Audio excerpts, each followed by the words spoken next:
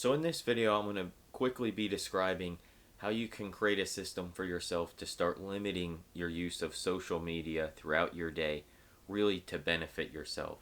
So in a future video, I'll dive deeper into the real benefits and the reasons why you should be limiting social media use.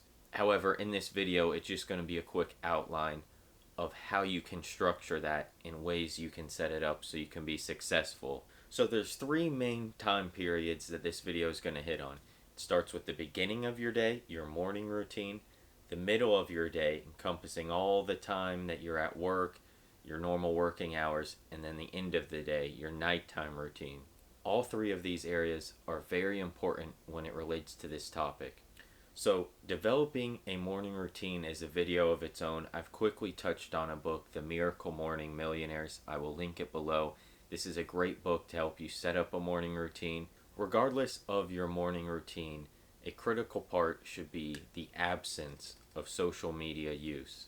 The habit of waking up and immediately reaching over, grabbing your phone off the stand, and checking social media is the number one thing we would like to avoid here.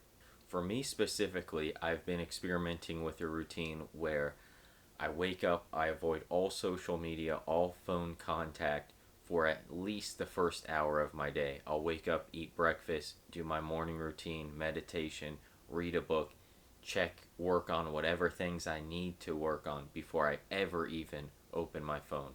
So this is step one to becoming successful with this topic of limiting social media use. Really, it starts in the morning. Each day starts new. You need to get this habit down before you can move to any others.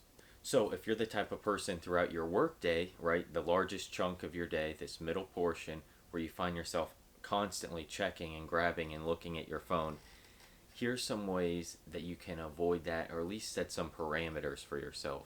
So what I've implemented for myself that I found is working great is instead of just at my leisure grabbing my phone and checking it, which subconsciously can end up being every several minutes without even knowing and without a real purpose. I'm just picking it up to try to keep my brain busy. So what I like to do is I've set specific windows or breaks throughout the middle of my day that I'm allowed to use my phone and just surf social media and just do the meaningless things that I'd normally be doing throughout the whole time. So this could be relatable to people taking a smoking break at work. You see people that go out and spend 10, 20 minutes, 2-3 times throughout their day to take a smoke. Instead, relate this to you using your phone for your social media use. Give yourself a 10-minute window. Maybe you allow yourself 30 minutes. Whatever it is, you could have that set at a certain time, okay? 10 o'clock, 12 o'clock, 2 o'clock, right? Or however you want to structure it. But you have your windows, and that's when you're on, that's when you're looking at things, and then you put it away. What I have found, and what I hope you find with this method as well, is it actually becomes more enjoyable. You get more out of your social media use because you have intention with it. You're on there, you have a limited window.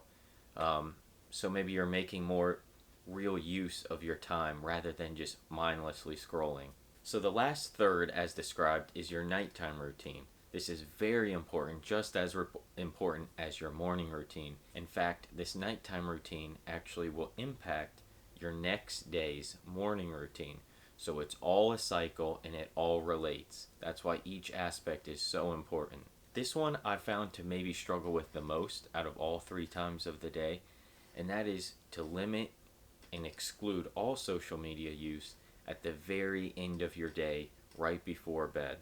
So there's a ton of research and studies into why you should not be using social media, looking on the computer, TV, anything like that right before bed. You can look those up, but this is basically just giving you the structure of it. So set for yourself the rule that the last hour, 2 hours, whatever time window you would like for yourself, that you stop all social media use for that day. This will allow for time for your brain to slowly trickle down, quiet down, all the inputs coming at you, all the stuff popping up in your news feed, scrolling and scrolling, really allows you to quiet down. It also gives you that time to reflect on yourself, time to spend with yourself. That's the most important. A great alternative here would be to pick up and read a good book. Do something for yourself, work on yourself, instead of spending it looking at other people. So this kind of relates to the whole reason behind limiting social media use, and that is to spend more time on yourself. Focus on yourself and not other people. At the end of the day, all you have in this life is yourself. So why consume and spend your only life, your only minutes, days, hours looking and focusing on other people when you could be using that time to really sit with yourself and work on your own self growth? So in a future video, I could dive more into the benefits and the reasons why you should try to do this. However, in this video, I just wanted to quickly get out these quick steps.